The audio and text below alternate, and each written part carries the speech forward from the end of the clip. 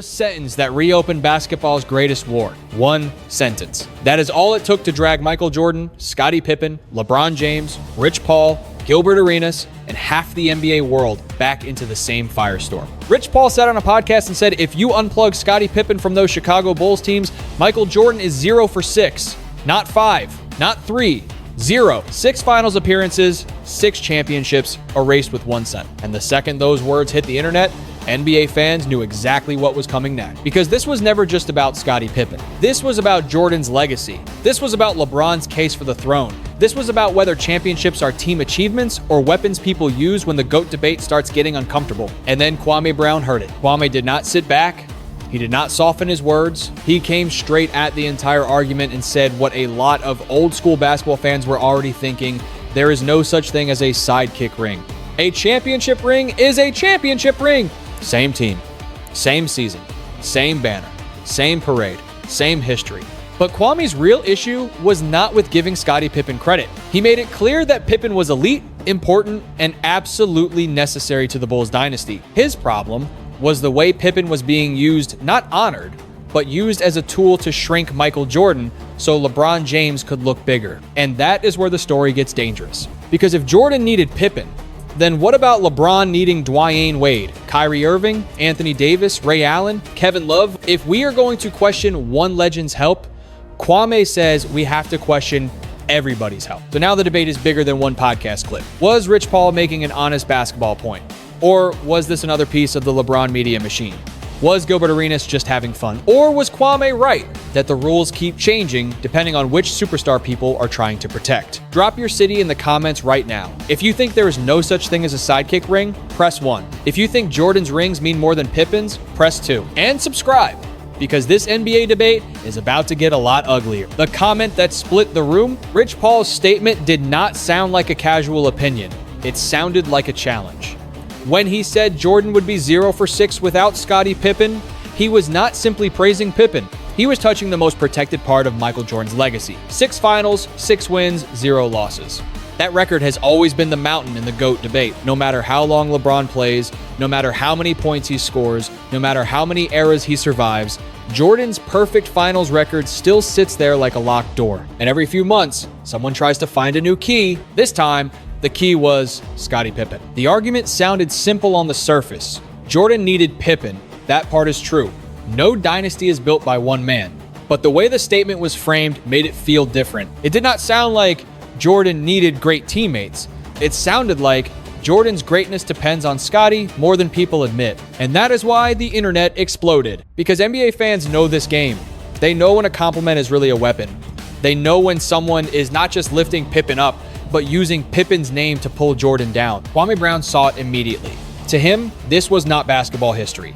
This was narrative control. If people can make Pippen look like the real reason the Bulls won, then suddenly Jordan's 6 rings become easier to question. And if Jordan's 6 rings become easier to question, LeBron's case gets stronger. But there was one problem. The argument only works if you apply it to Jordan and ignore it for everyone else. Because if needing elite teammates weakens Jordan, then it has to weaken every legend who ever won. And that is where Kwame started sharpening the knife. Kwame Brown fires back. Kwame Brown did not respond like a television analyst trying to protect relationships. He responded like a former player who had heard enough. His message was direct. Stop inventing fake categories for championships. There is no main guy ring. There is no sidekick ring. There is no special version of a ring that shines brighter because one player took more shots or won finals MVP. When the season ends and the confetti falls, the team wins together. That was the first punch. Then came the second. Kwame said that if Scottie Pippen's ring is somehow worth less than Jordan's, then the same logic has to apply everywhere. Is Mario Chalmers' ring different from LeBron's? Is Ray Allen's ring less real because LeBron was the superstar? Is Kyrie's 2016 championship somehow smaller because LeBron was the face of Cleveland? Of course not. A championship is not a solo trophy. It is a team achievement. The superstar gets the spotlight, but the banner belongs to the roster, the coaches, the staff, and everyone who sacrificed something to win. And that is why Kwame was so frustrated. He was not attacking Pippen. He was defending the meaning of winning. Pippen deserved his rings. Jordan deserved his rings. The Bulls deserved their dynasty. But when people suddenly start separating rings into levels, it usually means they are not analyzing basketball anymore. They are trying to protect and argue. Kwame believed Rich Paul and Gilbert Arenas were doing exactly that. In his view, they were not having a neutral conversation. They were helping build a case for LeBron by finding creative ways to chip away at Jordan. And once Kwame said that out loud, the debate became much bigger than Pippen. The sidekick ring argument falls apart. The phrase sidekick ring sounds catchy, but once you actually look at it, the whole idea starts falling apart. Was Scottie Pippen a sidekick? In the simplest storytelling sense, maybe. Jordan was the face. Jordan was the closer. Jordan was the global icon. But basketball is not a superhero movie. You do not win 6 championships because one man flies in at the end and saves everyone. You win because 5 players defend, rotate, pass, rebound, and trust each other for months under pressure. Pippen was not just standing in the back. He guarded elite scorers. He pushed the pace. He handled the ball. He created offense. He covered mistakes. He allowed Jordan to conserve energy in key moments. He was the perfect co-star for a dynasty that demanded more than scoring. So yes, Jordan needed Pippen, but that does not mean Pippen carried Jordan. It means great players need the right teammates to become champions. That is not an insult. That is the entire history of the NBA. Magic needed Kareem, Bird needed McHale and Parrish, Kobe needed Shaq, then Pau Gasol. Steph needed Clay, Draymond, and a system. LeBron needed Wade, Bosh, Kyrie, Love, Davis, and Ray Allen in different chapters of his career. Nobody wins alone. The problem is not saying Jordan needed help. The problem is acting like Jordan is the only legend whose help should be used against him. That is where the sidekick ring debate becomes dishonest. Because the moment you use Pippen to reduce Jordan, you have to be willing to use every superstar teammate to reduce every other legend. But most people will not do that. They only use the rule when it helps their favorite side. Scottie Pippen was not the problem. The saddest part of this whole debate is that Scottie Pippen becomes a weapon instead of a legend. Pippen should be respected on his own terms. He was one of the greatest two-way players the league has ever seen. He was not just Jordan's teammate. He was a defensive monster, a point forward before that term became popular, and the kind of player who made championship basketball possible. When Jordan left to play baseball, Pippen did not disappear. He led Chicago to a 5-5 win season and proved he could carry a serious team. That mattered. It shows he was not some random passenger riding Jordan's greatness. He was a Hall of Fame level force. But that season also showed the other side of the truth. Pippen could lead, he could elevate, he could compete, but he did not win the championship without Jordan. That does not make him weak. It just shows how rare Jordan's finishing ability was. The Bulls dynasty needed both realities to be true. Pippen was essential. Jordan was the engine. Kwame's argument works because he is not trying to erase Pippen. He is trying to stop people from pretending Pippen only matters when he can be used against Jordan. If someone praises Pippen because they truly respect his game, that is fair. But if they only elevate him during GOAT debates to damage Jordan's resume, fans can feel the agenda. And NBA fans are not stupid. They can tell when history is being honored. They can also tell when history is being edited. The double standard nobody can ignore. This is where Kwame's argument hits hardest. The rules change depending on whether the conversation is about Jordan or LeBron. When Jordan is the topic, Pippen becomes so powerful that Jordan supposedly could not win a single championship without him. Pippen becomes the secret engine, the irreplaceable piece, the real difference maker. But when LeBron is the topic, his teammates suddenly become small. Dwayne Wade gets treated like he was fading. Chris Bosh becomes just a stretch big. Kevin Love gets reduced to a spot-up shooter. Kyrie Irving becomes a difficult teammate instead of the man who hit one of the biggest shots in finals history. Anthony Davis becomes injury-prone instead of an elite force who helped deliver a championship. That is the double standard. For Jordan, the teammate is inflated. For LeBron, the teammate is minimized. And once you see it, you cannot unsee it. Kwame's point was not that LeBron had easy rings. Winning is never easy. His point was that every champion needs help. So either everyone gets judged by that standard or nobody does. You cannot say Jordan's rings are less impressive because he had Pippen, then turn around and say LeBron carried everyone by himself. That is not analysis. That is marketing, and that is why this debate refuses to die. It is not really about basketball anymore. It is about legacy protection. It is about which superstar gets the benefit of context and which superstar gets attacked by it. Jordan's help becomes evidence against him. LeBron's help becomes something people are asked to forget. That is the part Kwame wanted fans to notice. The GOAT debate is bigger than basketball. The Jordan versus LeBron debate is not just a sports argument anymore. It has become a business, a media engine, and in many ways, a loyalty test for NBA fans. Every podcast clip, every viral take, every heated panel, every social media war feeds the machine. The hotter the debate gets, the more attention it brings. And when attention becomes money, people stop looking for truth and start looking for angles. That is why Jordan's name never disappears. He has not played in decades, but his shadow still controls the room. Every new superstar gets measured against him. Every great finals run gets compared to him. Every LeBron milestone brings Jordan back into the conversation. Jordan is not just a retired player anymore. He is the standard that every argument has to pass through, and that frustrates the LeBron side. Because LeBron has the longevity, he has the numbers, he has the all-time scoring record, he has survived multiple eras, multiple teams, multiple styles of basketball. His case is powerful. Nobody serious can pretend LeBron's resume is small, but Jordan has the myth. 6 finals, 6 wins, 6 finals MVPs. No, game 7 inches the finals. The shoes, the global image, the killer reputation, the feeling that when the biggest moment arrived, Jordan was inevitable. That is the part statistics cannot fully explain. Jordan did not just win. He made people believe the ending was already written before the fourth quarter even started. So when people cannot break the myth directly, they start attacking the structure around it. They say the era was weaker. They say expansion helped him. They say Pippen was underrated. They say Rodman, Phil Jackson, and the system made it easier. They try to turn every piece of help into evidence against him. Some of those points deserve discussion, but when they only appear during LeBron arguments, fans become suspicious. Because real analysis looks at everything. Agenda-driven analysis only looks for what helps the case. That is why Kwame Brown's response hit so hard. He was not just defending Jordan, he was exposing how selective the conversation has become. If Jordan's teammates count against him, then LeBron's teammates have to count too. If Pippen is powerful enough to reduce Jordan's legacy, then Wade, Kyrie, Davis, Bosh, Love, and Ray Allen have to be powerful enough to affect LeBron's legacy as well. But that is where the argument always gets uncomfortable. Because once you apply the same rules to both players, the clean narrative starts to fall apart. It becomes harder to pretend one man won with help while the other man carried alone. It becomes harder to sell a simple story to fans who want a hero and a villain. And that is why the GOAT debate is so addictive. It is not just about who was better at basketball. It is about identity.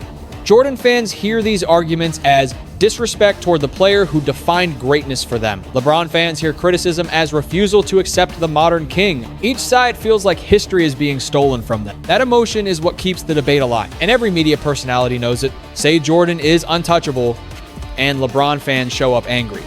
Say LeBron passed Jordan, and Jordan fans flood the comments. Say Pippen carried Jordan, and suddenly everyone is fighting about rings, eras, teammates, and narratives.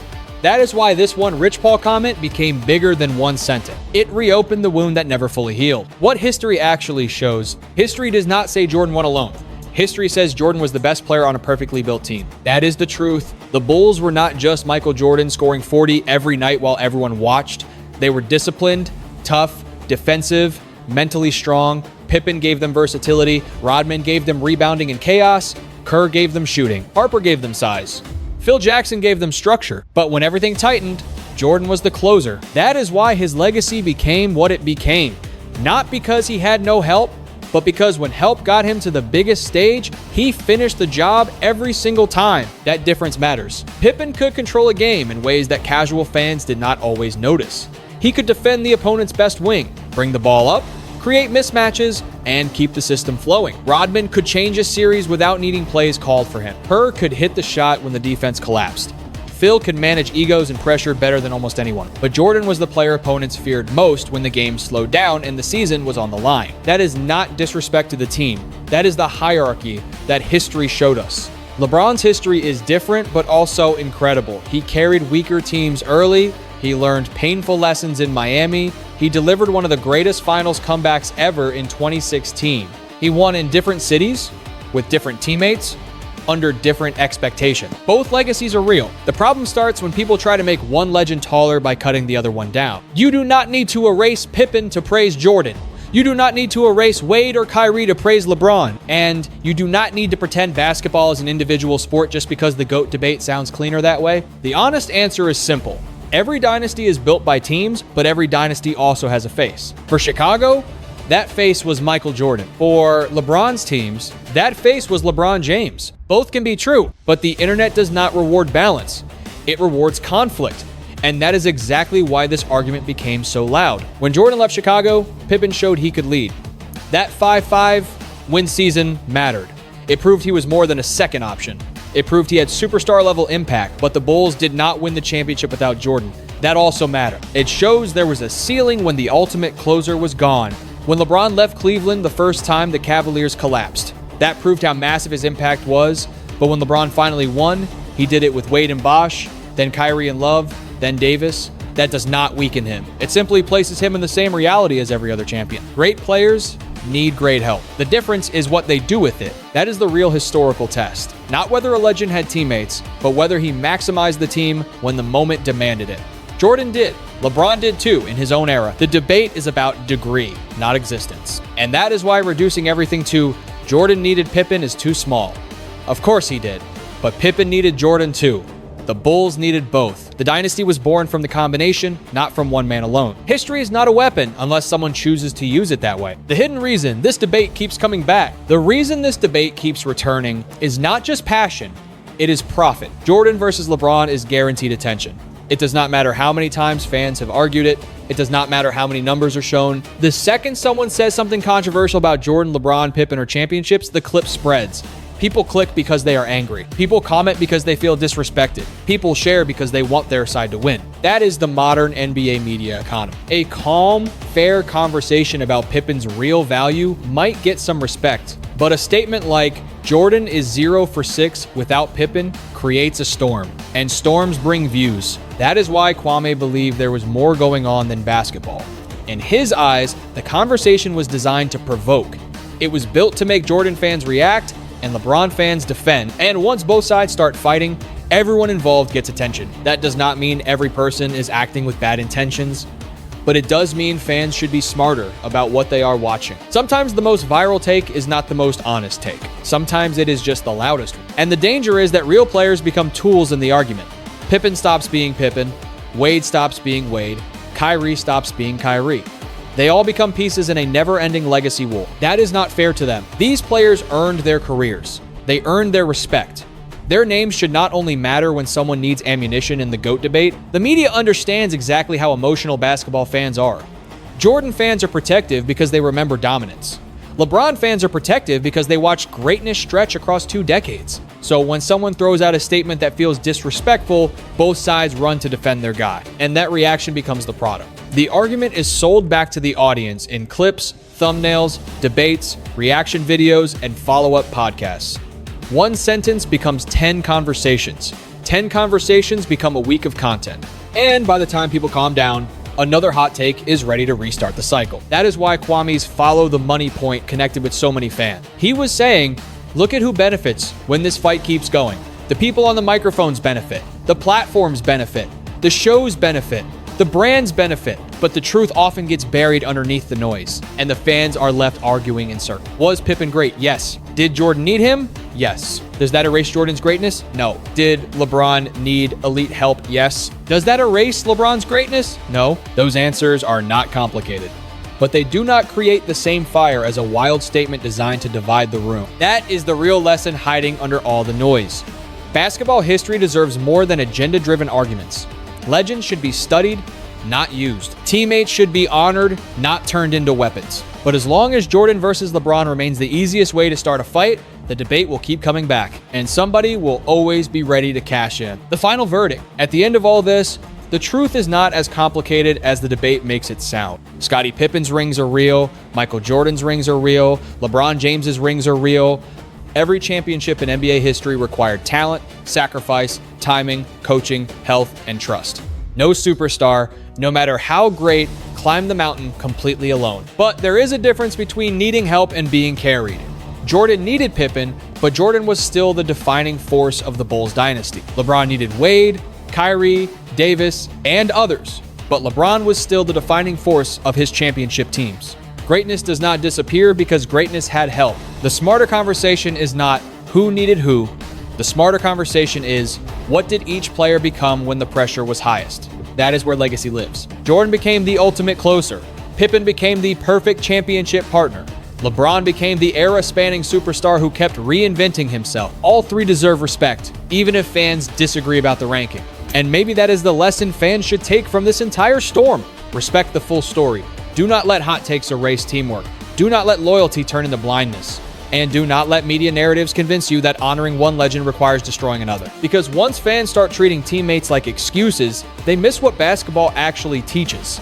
Greatness is not only about the superstar who takes the final shot, it is also about the defender who gets the stop, the role player who trusts the system, the coach who keeps the locker room together, and the teammate willing to sacrifice ego for winning. Basketball is bigger than that. Winning rarely happens alone. The strongest leaders still need teammates. The greatest talents still need structure. And real respect means giving credit without using one person's success to damage another person's name. So here's the final question. Was Kwame Brown right to call out the double standard, or did Rich Paul simply say what people were afraid to admit?